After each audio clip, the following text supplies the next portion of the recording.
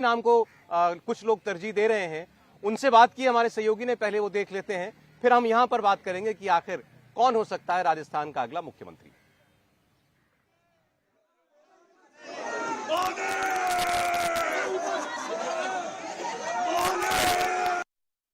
राजस्थान में बीजेपी ने कांग्रेस से सत्ता वापस ले ली है और बड़ी तादाद में विधायक जीते हैं।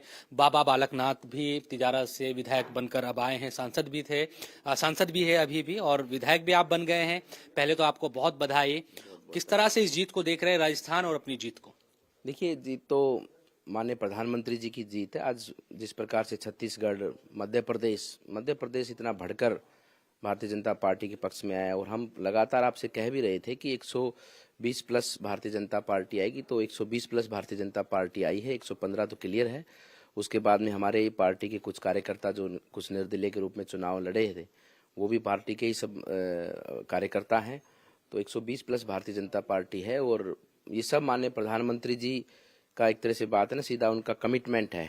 और कमिटमेंट देश की जनता के प्रति, कि देश की जनता की सेवा और देश को आगे बढ़ाने में जो माननीय प्रधानमंत्री जी ने जो संकल्प लिया है, जो एक उद्देश्य लेकर आगे बढ़ चुके हैं, उसमें देश के लोग भी अब उनके साथ, सब लोग मिलकर उनके साथ लग चुके हैं। अच्छा, जो तिजारा विधानसभा है, क्योंकि वहाँ मुख्यमंत्री जो उत्तर प्रदेश के हैं और आपके क्योंकि बहुत ज़्यादा पर्सनल भी संबंध है योगी आदित्यनाथ जी से, वो भी आपके लिए आए थे। तमाम जो बयानबाजी है वहाँ पर हुई, चीज़ें हुई।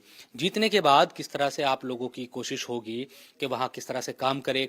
एक जो बातें उस दौरान कही गई, चाहे बुलडोजर को लेकर हो या कई तरह की जो बातें कही गई, उन तमाम चीज़ों पर अमल किया जाएगा क्या अब?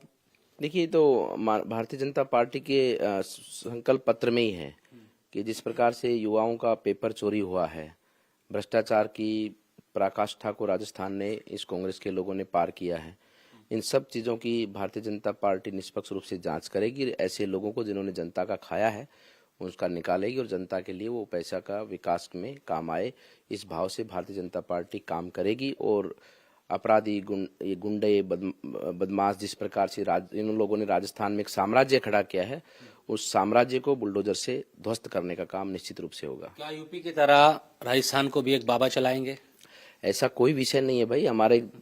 आज हमारी पार्टी और पूरे देश को माननीय प्रधानमंत्री जी के नेतृत्व में चल रहा है, और पूरे दुनिया उनके साथ चलने को तैयार है। तो ऐसे व्यक्ति तो हमारे सामने हैं, उनके मार्गदर्शन में सब कार्यकर्ता मिलकर कार्य करेंगे। ये खबर ये आ रही है कि हाईकमान ने बुलाया है आप लोगों आपको? ऐसा कुछ नहीं है, आप ही चलाते हो कुछ, हमारा ऐसी कोई बात नहीं है। सामान्य रूप से लोकसभा, हमारे अलवर की लोकसभा या विधानसभा तिजारा दिल्ली के सबसे समीप की विधानसभा है, और आना ही था क्योंकि आज पहला सत्र है शीतकालीन सत्र का, उस भाव से आए हैं। जिम्मेदारी जो भी सौंपी जाएगी पार्टी की तरफ से निभाने को तैयार है? जिम्मेदारी निभा ही रहे हैं ना, हमारा काम ही सेवा का है और आज्ञा पालन करना है। ठीक है, शुक्रिया बात करने के लिए। तो बाबा बालकनाथ जिन्होंने तिजारा से जीत हासिल की है, उनका यही कहना है कि सरकार ने जो वादे किए हैं वो उसको निभाएंगे। जो भी बातें कही गई थी बीजेपी की तरफ से, इसके साथ साथ क्योंकि लगातार ये बातें कही जा रही है कि मुख्यमंत्री पद के वो दावेदार है, उसको लेकर हालांकि उनकी तरफ से कहा गया जिम्मेदारी जो भी पार्टी देगी उसको निभाएंगे। मन में भले ही कुछ भी हो, लेकिन आप सीधे किसी से पूछ लीजिए ऐसे मौके पर कि भाई क्या आपको जिम्मेदारी मिल सकती है, चर्चा चल रही, थोड़ा